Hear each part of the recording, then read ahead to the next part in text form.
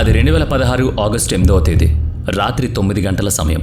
Tamil Nadu Salem junction నుంచి చెన్నై ఎగ్మోర్కు వెళ్లే express train platform నుంచి బయలుదేరింది. సోమవారం కూడా కావడంతో రద్దీ ఎక్కువగా ఉంది. ఎందుచేతనో పోలీసులు మాత్రం చాలా మంది ఉన్నారు. వారి చేతుల్లో తుపాకులు కూడా ఉన్నాయి. సాధారణంగా పెద్ద పెద్ద రాజకీయ నాయకులు, కీలకమైన రాజకీయ పదవుల్లో ఉన్న వాళ్ళు ప్రయాణిస్తుంటే బందోబస్తు కోసం భారీగా పోలీసు బృందాలు కావలి కాస్తూ ఉంటాయి. ట్రైన్ కదలగానే చాలామంది పోలీసులు కంపార్ట్మెంట్లోకి ఎక్కడం చూసి ప్రయాణికులు విభ్రాంతికి గురయ్యారు. ఆ కంపార్ట్మెంట్లో అందరూ సాధారణ ప్రయాణికులే ఉన్నారు. మరి సరే, వేరేదో పని మీద ఇంతమంది పోలీసులు చెన్నై వెళుతున్నారు కావచ్చు అనుకున్నారు. కొంతమంది ప్రయాణికులు నిద్రకు ఉపక్రమించారు. నిద్ర పట్టని వాళ్ళు ఆ పోలీసుల్ని గమనిస్తున్నారు. ఆ పోలీసులు ట్రైన్ ఆగిన ప్రతి స్టేషన్లోనూ ప్లాట్ఫామ్ మీదకి దిగుతూ బండి కదలగానే మళ్ళీ లోపలికెక్కుతున్నారు. ఈ వ్యవహారం ఏదో తేడాగా ఉందని ఆ మేలుకుని గమనిస్తున్న ప్రయాణికులు భావించారు. ఎవరి కోసమో వెతుకుతున్నట్టుగా ఉన్నాయి వాళ్ళ చూపులు. 2016 ఆగస్టు 9న ఆ ట్రైన్ ఎగ్మోర్ రైల్వే స్టేషన్కి చేరుకుంది. అప్పుడు కూడా ఆ పోలీసులు ప్లాట్ఫామ్పై చురుగ్గా నిలబడి ఉన్నారు. ఆ కంపార్ట్మెంట్కి చేర్చి ఒక పార్సిల్ వ్యాన్ కూడా ఉండడాన్ని ప్రయాణికులు అప్పుడు గమనించారు. దానికి భద్రతా తాళాలు వేసున్నాయి. దాంట్లో విలువైన సామాగ్రి ఏదో ఉంది కాబట్టే ఇంత పోలీస్ బందోబస్తు ఉందని వాళ్ళు అనుకున్నారు. రైల్వే సిబ్బంది ఆ వ్యాన్ను విడదీసి పక్కనే ఉన్న సేతుపట్టు స్టేషన్కి తీసుకువెళ్లారు. పోలీసులు ఆ వెంబడే వెళ్లారు. అప్పుడు సమయం పగలు 11 గంటలు. ఆ వెంటనే భారతీయ రిజర్వ్ బ్యాంక్ అధికారులు వచ్చారు అక్కడికి. ఆ వ్యాన్లో కొన్ని పెట్టెలు, వాటిలో కరెన్సీ కట్టలు ఉన్నాయి. దానికోసం ఇంత చక్కని కాపలా అవసరమా అంటే అందులో ఉన్నవి మొత్తం 220 పెట్టెలు. మరి కాపలా కూడా దిట్టంగానే ఉండాలి కదా. వాటిలో 500 రూపాయలు, 1000 నోట్ల కట్టలున్నాయి. వాటి విలువ సుమారుగా 340 కోట్ల రూపాయలు. హమ్మయ్య, భద్రంగా అప్పగించేశారని అనుకుంటున్నారా? హమ్మయ్య కాదు, అయ్యయ్యో అనుకున్నారు అందరూ. ఆ వ్యాన్ కప్పుకి కిటికీ పరిమాణంలో పెద్ద రంధ్రం ఉంది. సొత్తులో కొంతవరకు దొంగిలించబడింది. గ్రేట్ ట్రైన్ రాబరీని సినిమాల్లో చూసుంటారు కదా, అలాగే ఉంది ఆ వ్యాన్ లోపల దృశ్యం. తెర మీద సినిమా మహా ఉత్కంఠగానే ఉంటుంది. వారెవ్వా అనుకుంటాం, కానీ మన దేశం, మన సొంత సొమ్ము. నిజ జీవితంలో అలాంటి దోపిడీ జరిగితే ఎంత నష్టం, ఇంకెంత కష్టం ఒక్కసారి ఆలోచించండి. ఇంతకీ ఒక తమాషా ఏంటంటే, ఆ దోపిడీని ఛేదించడానికి నాసా మనకు సహకరించింది. అది ఆశ్చర్యం. సైలం రైలు దోపిడీని పోలీసులు పరీక్షించిన విధానం ఎలాంటిది? 25,000 వోల్టుల విద్యుత్ ప్రవహించే ఎలక్ట్రిక్ ట్రైన్ పైకప్పుకు రంధ్రం చేసుకుని లోపలికి రాగలిగిన దోపిడీ దొంగలు దుస్సాహసం ఎలాంటిది? నాసా చేసిన సాయం ఏంటి? ఆ వైనమంతా తెలుసుకుందాం. చివర్లో పెద్ద ట్విస్ట్ కూడా ఉంటుంది. Don't miss it. కదులుతున్న ట్రైన్లోంచి అంత సొత్తు దోపిడీ జరిగిందంటే అది దొంగల పని కాదు. కాపలాగా వచ్చిన పోలీసుల అధికారులే ఏదో మాయ చేసుంటారని ఆర్బీఐ అధికారులు భావించారు. అరే, మేమెందుకు అలా చేస్తాం? మీ ఆలోచన సరికాదు. దొంగలైనా కూడా ఇలా ఎలా చేస్తారన్నదే అర్థం కాక బుర్రలు బద్దలు కొట్టుకుంటున్నామని పోలీసు అధికారులు అన్నారు. సదరు హై ప్రొఫైల్డ్ కేసు సిబిసిఐడికి అప్పగించబడింది. వాళ్ళు 3 బృందాలుగా ఏర్పడి విచారణ మొదలుపెట్టారు. ఒక బృందం దోపిడీ జరిగేందుకు సాంకేతికంగా ఉన్న అవకాశం మీద దృష్టి పెట్టింది. మరో బృందం కాపలాగా వచ్చిన పోలీసు అధికారుల చేతివాటం గురించి, రైల్వే ఉద్యోగుల హస్తివాసి గురించి, అసలు బ్యాంక్ ఉద్యోగులే మాయం చేసుంటారేమో అన్నదాని గురించి విచారిస్తున్నారు. ఇక మూడో బృందం ఇటువంటి రైలు దోపిడీ దొంగల పూర్వాపారాల గురించి పరిశీలిస్తుంది. అయితే సేలంలో లేదా ఎగ్మోర్లో కానీ, సేతుపట్టు స్టేషన్లో కానీ దోపిడీ జరిగేందుకు ఉన్న అవకాశాలను ముందుగా పరిశీలించారు. రైలు బండిని ఎక్కువసేపు నిలుపున్న ఈ ప్రాంతంలో దోపిడీ జరిగి ఉండాలన్నది వాళ్ళ ఊహ. ఆయా స్టేషన్లోని సీసీటీవీ ఫుటేజ్లను నిశ్చితంగా చూసినా ఎలాంటి ఆధారం దొరకలేదు. అంటే ఈ కోణంలో దోపిడీ జరగలేదు. అయితే సేలం నుంచి బయలుదేరిన రైలు బండి వృద్ధాచలం స్టేషన్ వరకు డీజిల్ ఇంజిన్తోనే ప్రయాణిస్తుంది. ఆపై వృద్ధాచలంలో సుమారు గంట సేపు నిలబెట్టి డీజిల్ ఇంజిన్ను విడదీసి ఎలక్ట్రిక్ ఇంజిన్ను తగిలిస్తారు. ఈ సంగతి గ్రహించిన పోలీసు అధికారులు వృద్ధాచలం స్టేషన్కి వెళ్లి విచారించినా ఏ ఆధారాన్ని సంపాదించలేకపోయారు. అప్పుడు వాళ్ళు మరో ఆలోచన చేశారు. సేలం స్టేషన్లో డబ్బు పెట్టెల్ని ట్రైన్లో పెడుతున్నప్పుడే పోలీసుల కళ్ళుగప్పిన దొంగలు ఆ కంపార్ట్మెంట్లోకి చొరబడి నక్కుంటారని, ఎగ్మోర్ సేతుపట్టు స్టేషన్లో రైలు పైకప్పుకు రంధ్రం చేసుకుని సొత్తుతో ఉడాయించుంటారని ఆలోచించారు. ఇవన్నీ ఊహలే తప్ప అందుకు సంబంధించిన ఒక్క ఆధారం కూడా లభించలేదు. అలా 2 ఏళ్ల కాలం గడిచింది. సేలం నుంచి చెన్నై ఎగ్మోర్కు నడుమ దూరం 350 కిలోమీటర్లు. ఈ మొత్తం నాసా తమ ఉపగ్రహం ద్వారా ఛాయాచిత్రాలు తీసింది. భారత్ తరపున తమిళనాడు నుంచి సిబిసిఐడి పోలీసులు కోరిన మీదట నాసా అందించిన ఈ ఛాయాచిత్రాలను బట్టి పోలీసులు ఒక 100 సెల్ ఫోన్ టవర్లను ఎంచుకున్నారు. సేలం ఎగ్మోర్ ట్రైన్ ఆ ప్రతి ఒక్క సెల్ టవర్ను దాటుతున్నప్పుడు సదరు ప్రతి టవర్ నుంచి వెళ్లిన సెల్ ఫోన్ సిగ్నల్స్ను సేకరించారు. అలా సుమారుగా 1,00,000 సెల్ ఫోన్ కాల్స్లో జాబితా తయారైంది. వాటన్నిటినీ పరిశీలించి వడపోసి 11 సెల్ ఫోన్ నంబర్లను అనుమానించారు. వాటి ఆచూకీ తీసి నిఘా పెట్టారు. ఆ నెంబర్స్ బీహార్, మధ్యప్రదేశ్కు చెందినవి. ఇన్నాళ్ళు ఇంట్లో వాళ్లే దొంగలై ఉండొచ్చని అనుమానిస్తూ వచ్చిన సిబిసిఐడి అధికారుల దృష్టి ఇప్పుడు బయట దొంగల మీద, అంటే అంతర్రాష్ట్ర ముఠా మీద పడింది. వాళ్ళు చిరునామాల్లో విచారించగా వాళ్ళంతా నిర్మాణ రంగ కార్మికులని తమిళనాడుకు వచ్చి పనులు చేస్తున్నారని తెలుసుకున్నారు. వాళ్లల్లో ఎవరికీ ఈ దోపిడీతో ఏ కోసైనా సంబంధం లేదని గ్రహించారు. వీరు కాకుండా మరెవరికి ఈ దోపిడీతో లంకున్నట్టు మీరు కానీ ఊహించగలరా? జస్ట్ కామెంట్ చేయండి. ఈ విషయంలో 2 ఏళ్ల తర్వాత ఏదో ఆశాకిరణం కనిపించిందనుకుంటే అది మళ్ళీ మొదటికి పోయింది. పోలీసులు మరో ఆలోచన చేశారు. ఆనాటి ఆ 1,00,000 కాల్స్లో ఆ సమయంలో యాక్టివ్గా ఉన్న నంబర్లలో ప్రస్తుతం డీయాక్టివ్గా ఉన్న నంబర్లను వడపోసి తీశారు. ఆ సెల్ ఫోన్ నంబర్లు కూడా మధ్యప్రదేశ్కి చెందినవే అయి ఉన్నాయి. ప్రత్యేక పోలీస్ బృందాలు మధ్యప్రదేశ్లోని ఆయా ప్రాంతాలకు చిరు వ్యాపార వేషధారణలో వెళ్లి ఆచూకీ తీయడం మొదలుపెట్టారు. సాధారణంగా ఇలాంటి భారీ దోపిళ్లు చేసిన వాళ్ళంతా ఒక బలమైన నెట్వర్క్ను కలిగి ఉంటారు. వాళ్ళు, వాళ్ళ కుటుంబాలు, వాళ్ళ స్నేహితులు, చివరికి వారి గ్రామస్తులు కూడా వారికి అండగా ఉంటారన్నమాట. ఒక్కరికి ఇబ్బంది కలిగినా, ఒక్కరిని పోలీసులు టచ్ చేసినా ఊరంతా పోలీసులను సైతం విడిచిపెట్టదు. నానా విధాలుగా వెంబడించి వేధించి మరీ తీవ్రమైన హతం, ఇంకా తీవ్రమైతే చంపేసి రోడ్ల పక్కన పడేస్తారు. ప్రత్యేక పోలీసు బృందాలు మారువేషాల్లో వెళ్లడానికి కారణమిదే. పైగా మరో పెద్ద అవరోధం ఏంటంటే ఇటువంటి నేరాల పరిశోధనలో స్థానిక పోలీసులు నిఘా బృందాలకు పెద్దగా సహకరించరు. ఏదో మొక్కుబడిగా వ్యవహరిస్తారు, లేదా నిఘా ఉంది సుమా అని ఆ ఊరి వాళ్ళకి ఉప్పందిస్తారు. నిజంగానే అలా జరుగుతూ ఉంటుందని పరిశీలకులు కూడా చెప్తున్నారు. కనుక నిఘా అధికారులే తమకు అనుకూలంగా సమాచారం సేకరించే వాళ్ళని ఇన్ఫార్మర్స్గా పెట్టుకుంటారు. అనుమానితుల కదలికల గురించి వివరాలు అడిగి తెలుసుకుంటారు. ఈ కేసులో ఓనాడు ఆ అనుమానిత దోపిడీ దొంగల్లో ఓ 2 చెన్నైకి వస్తున్నట్టుగా పోలీసులకు సమాచారం అందింది.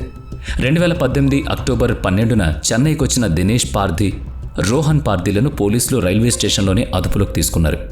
అలా వాళ్ళిద్దరి ద్వారా 2016 ఆగస్టు 8 నాడు రాత్రి జరిగిన సేలం చెన్నై ట్రైన్ రాబరీలో వారిద్దరితో పాటుగా మరెంతో మంది జోక్యం చేసుకున్నట్టుగా పోలీసులు కనిపెట్టారు. మధ్యప్రదేశ్లో 6-7 సాంప్రదాయ హంతకుల దోపిడీదారుల గుంపులున్నాయి. అయితే అవి తమ సొంత రాష్ట్రాల్లో అలాంటి పనులు చెయ్యవు. వేరే రాష్ట్రాల్లో నేరాలు చేసి తమ సొంత ఊరికొచ్చి తలదాచుకుంటారు. అటువంటి వారిని వారి సొంత స్థలంలో బంధించి అక్కడి నుంచి తీసుకురావడం కత్తి మీద సామే. ప్రతి గుంపుది ఒక్కొక్క విభిన్నమైన తీరు, ఎవరి దారి వాళ్ళదే. కొందరు దోపిడీలు మాత్రమే చేస్తారు, మరికొందరు అడ్డొచ్చిన వాళ్ళని నిర్దాక్షిణ్యంగా హతమారుస్తారు.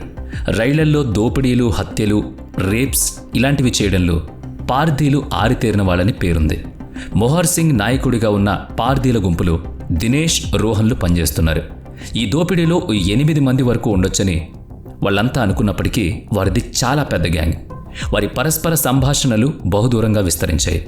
వాళ్లల్లో చాలామంది రైల్వే ట్రాక్స్ వెంబడే పొడవునా గుడారాలు వేసుకుని బ్రతుకుతూ ఉంటారు. బుడగలు, స్థానికంగా తయారు చేసిన పూసల పేర్లు, చెవిరింగులు వంటివి ఏవో అలంకరణలు, ఇంకా దుప్పట్లు, రగ్గులు వంటివి అమ్ముతూ ఉంటారు. 200 ఏండ్లకు పూర్వం నుంచి వేటగాళ్లుగా పేరున్న పార్దీలు గెరిల్లా దాడులు చేయడంలో నేర్పరులు. వాళ్ళు 1857 సిపాయిల తిరుగుబాటులో కూడా పాలు పంచుకున్నట్లు కొన్ని చారిత్రక కథనాలున్నాయి. ఏం చేసినా కానీ బ్రిటిష్ వలస పాలకులకు వీళ్ళు పెద్ద తలనొప్పిగా మారడంతో ఆ అడ్డు తొలగించుకోవడానికి గాను వీళ్ళ మీద క్రిమినల్ ట్రైబ్స్ యాక్ట్ను తీసుకొచ్చారు. ఆ చట్టం క్రింద పార్దీలను లొంగదీసుకున్నారు. క్రమంగా వాళ్ళు అటు ఇటు చెదిరిపోయారు. వారిలో కొన్ని పార్దీ తెగలు చివరకు దోపిడీ ముఠాలుగా స్థిరపడిపోయాయి. ఇదంతా భారతదేశ వలస రాజకీయ, సామాజిక, ఆర్థిక రంగాలకు సంబంధించిన చరిత్ర. ఈనాటి పార్దీలు బయట జనం తమను సంచార జీవులుగానో, వలస జాతులుగానో భావించేటట్లు నటిస్తూ ఆయా ప్రాంతాల్ని రెక్కీ చేస్తారు. తమ లక్ష్యాన్ని నిర్దేశించుకున్నాక వేరే ప్రాంతాల్లో ఉన్న తమ ముఠాలకు సమాచారం చేరవేస్తారు. అలా సేలం రైల్వే స్టేషన్లో మకాం వేసి మొహర్ సింగ్ ముఠాలోని ఒక ఆమె స్టేషన్కి వచ్చిన పోలీసులు, రైల్వే అధికారులు, బ్యాంక్ అధికారులు రైలు బండి ద్వారా డబ్బును రవాణా చేయడం గురించి చర్చించుకోవడాన్ని చాటుగా విని అతనికి ఆ విషయాన్ని చేరవేసింది. ఆ వెంటనే అతను ఆ మొత్తం వ్యవహారం మీద నిఘా పెట్టాడు. అతను పంపించిన ముఠా సభ్యులు బ్యాంక్ అధికారులను, పోలీసు అధికారులను, రైల్వే అధికారులను వెంబడిస్తూ సదరు ధనం వెళ్లే దారి, రవాణా చేసే ట్రైన్, అందులో ప్రయాణించే వివిధ అధికారులు, రక్షణ కోసం నియమించబడే పోలీసు సిబ్బంది సంఖ్య, ప్రయాణ మార్గంలో ఎక్కడెక్కడ ఎంతెంతసేపు హాల్ట్ చేసేది, డ్యూటీ మార్పులు వంటి వాటిని పసిగడుతూ చివరకు ఆ రవాణా ఎప్పుడన్నది కూడా తెలుసుకుని మొహర్ సింగ్కు చెప్పారు. పోలీసుల రక్షణ ఏర్పాట్లు పోలీసులవైతే ఆ దోపిడీ ముఠా సభ్యుల మధ్య వారి విధుల కేటాయింపు జరిగింది. మంచికైనా చెడుకైనా ప్రణాళిక ఖచ్చితంగా ఉండాలి. మాసిన దుస్తులు, చిరిగిన వస్త్రాలు, మురికి శరీరాలతో రైల్లో తిరుగుతూ ఏవో వస్తువులు అమ్ముకునే మారుమూల ప్రాంతపు అనాగరికులకు మళ్ళీ తిరుగుతూ ఉండే మొహర్ సింగ్ ముఠాలోని ఆడమనిషి ఆ రైల్వే ప్లాట్ఫామ్ మీద జరుగుతున్న ప్రతి కదలికను, ప్రతి సంభాషణను తమ నాయకుడికి చేరవేస్తూ రాగా అతను సిద్ధం చేసిన ముఠాను స్టేషన్కి పంపించాడు. అవన్నీ సరే కానీ రవాణా అవుతున్న సొత్తు విలువ ఎంతనేది మాత్రం వీళ్లకు తెలీదు. అంటే చేసిన దోపిడీకి గిట్టుబాటు కావాలిగా మరి. అందుకు సొత్తు రవాణా తేదీ కంటే ముందు నుంచే ఆ ముఠా సభ్యులు సేలం, ఎగ్మోర్ల మధ్య చాలాసార్లు అదే రైల్లో ప్రయాణించారు. ఆ ప్రయాణ మార్గాన్ని బాగా పరిశీలించారు. సెక్యూరిటీలో కానీ, రైల్వే స్టేషన్లలో కానీ ఎక్కడైనా నిర్వహణ లోపాలు ఉన్నాయా అని పసిగట్టారు. దోపిడీ ఎలా చేయాలన్న అంచనా వేసుకున్నారు. సేలం, వృద్ధాచలం, చెన్నై, ఎగ్మోర్ల మధ్య డీజిల్, ఎలక్ట్రిక్ ఇంజన్ల మార్పు గురించి, అందుకు పట్టే వ్యవధి గురించి పూర్తిగా మ్యాప్ వేశారు. 2016 ఆగస్టు 8 నాటి రాత్రి డబ్బు ఉన్న పార్సెల్స్ వ్యాన్కి చేర్చి ఉన్న కంపార్ట్మెంట్లో పోలీసులు కాపలాగా నిలబడున్నారు. రైలు ఆగిన ప్రతిసారి వాళ్ళు కిందకు దిగి వ్యాన్ను గమనించి మళ్లీ కంపార్ట్మెంట్లోకి వెళుతున్నారు. సేలం జంక్షన్లోని బయలుదేరిన రైలు బండి అయోధ్య పట్టణం, వల్లప్పాడి, అతూర్ స్టేషన్లో ఆగుతూ రాత్రి 10 గంటలకు చిన్నసేలం స్టేషన్కి చేరుకుంది. మొత్తం 88 కిలోమీటర్ల దూరం, 1 గంటన్నర ప్రయాణం. ఆ తర్వాత స్టేషన్ వృద్ధాచలం. ఆ మధ్య ఉన్న ట్రాక్ మరమ్మత్తు పనులు జరుగుతుండడంతో బండి నిదానంగా వెళ్లసాగింది. ఆ మధ్య ప్రాంతాన్నే మొహర్ సింగ్ ముఠా ఎంపిక చేసి పెట్టుకుంది. కాచుకున్న ముఠా సభ్యులు 2 కంపార్ట్మెంట్ల మధ్య ఉండే ఖాళీ జాగాలో రైల్వే కంపార్ట్మెంట్ పైకెక్కారు. వారికి 45 నిమిషాల వ్యవధి ఉంది. మధ్యలో వేరే స్టేషన్ లేదు కనుక పైకప్పు మీద ఉన్న వారిని క్రింద ఉన్నవాళ్లు గమనించే అవకాశం లేనేలేదు. కదిలే రైల్లో దోపిడీ చేస్తారని ఎవరు ఊహించరు కదా.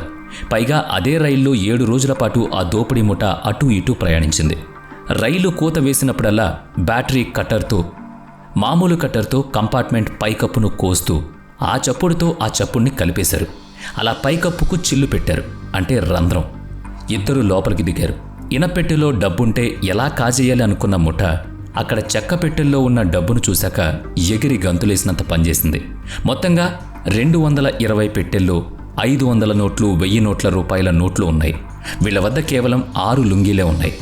అవే చాలు. అత్యాశ దేనికని ఆ 6 లుంగీల్లో పట్టినంత సొమ్మును మూటగట్టుకుని బయటపడ్డారు. వృద్ధాచలం రైల్వే స్టేషన్కు ముందు వైలూరు వద్ద ఒక పై వంతెన వస్తుంది. అక్కడ తమ మూటలను క్రిందికి జారవిడిచారు. ఆ పై వంతెన క్రింద వేచి ఉన్న వాళ్ల తాలూకు మనుషులు వాటిని తీసుకుని వెంటనే ఒక వాహనంలోకి ఎక్కించారు. ట్రైన్ పైకప్పు మీద ఉన్న ముఠా రైలు బండి స్టేషన్లోకి ప్రవేశిస్తుండగా వేగం నెమ్మదిస్తుంది కదా, ఆ వేగంలో లాఘవంగా బండి మించి దూకేశారు. వెంటనే వెళ్ళి వంతెన వద్ద ఉన్న తమ వారితో కలిసి అక్కడి నుంచి ఓడాయించారు. భలే అనుకోకండి, లుంగీ డ్యాన్స్ అంటూ డ్యాన్స్ కట్టకండి. వీలు లేకుండా వారి కోసం పెద్ద నిరాశ ఎదురు చూస్తోంది అక్కడ. అవును, చాలా పకడ్బందీగా దోపిడీ చేశారు, కానీ వాళ్ళు దొంగిలించిన నోట్లు పాతవి. అదే ట్విస్ట్. చిరిగిన, నలిగిన పాత నోట్లను ప్రజలు, వ్యాపారులు బ్యాంకుల్లో ఇచ్చేస్తారు. వాటిని ఆర్బీఐ తగు రీతిలో వడకట్టి రీసైకిల్ చేయడం, కాల్చడం వంటివి చేస్తుంది. మోహన్ సింగ్ ముఠా ఆ నోట్లను పొరపాటుగా దొంగిలించి తెచ్చేశారు. బ్యాంకు వాడుకలో సాయిల్డ్ నోట్స్ అంటారు వాటిని. ముఠా గుండెకు గాయమైంది, కానీ సర్దుకున్నారు. 2016 ఆగస్టు 8 నాడు జరిగిన ఆ దోపిడీ సొత్తును కొంచెంగా బయటకు తీసి బ్యాంకుల్లో మార్చుకుంటూ 2-3 నెలల వరకు అప్పుడప్పుడు మారకం చేసుకుంటూ వచ్చారు. కానీ భారత ప్రభుత్వం ప్రజలందరికీ బరువైన వార్తను వినిపించింది. నరేంద్ర మోదీ ప్రధానిగా ఉన్న కేంద్ర ప్రభుత్వం ఆ ఏడాది నవంబర్ 8 నాడు రాత్రి 8 గంటల వేళ పిడుగు లాంటి ప్రకటన చేసింది. అది ఇంకా ట్విస్ట్. అవును, అదే 500, 1000 రూపాయల నోట్ల రద్దు. మోహన్ సింగ్ ముఠాకు నోట మాట రాలేదు. లుంగీలు తడిచిపోయాయి. దేశంలో ఇంకా చాలామందికి గుండె నొప్పి కూడా వచ్చింది. ప్రభుత్వం ఆ సొత్తును మార్చుకోవడానికి కూడా రోజుకు ఇంత అని పరిమితి విధించింది. చివరికి గడువులోగా మార్చుకోవాలని చెప్పింది. ఆ తర్వాత ఆ నోట్లు తిరిగి చల్లవని కూడా చెప్పింది. మోహన్ సింగ్ ముఠాకు వేరే గత్యంతరం లేక సుమారుగా 2 కోట్ల డబ్బును బుగ్గిపాలు చేసింది. దొంగతనం నిజంగానే జరిగింది. చివరకు అది నవ్వుల పాలవడం జరిగింది. మరి ఈ దొంగల ముఠా స్టోరీపై మీ కామెంట్ ఏంటి? వీడియో నచ్చితే లైక్ చేయండి, షేర్ చేయండి. ఇప్పటి వరకు మన ఛానల్ని సబ్స్క్రైబ్ చేయనట్లయితే ఇప్పుడే సబ్స్క్రైబ్ చేసుకుని పక్కనే ఉన్న బెల్ ఐకాన్పై క్లిక్ చేయండి. నెక్స్ట్ వీడియోలో మళ్ళీ కలుద్దాం. Thanks for watching.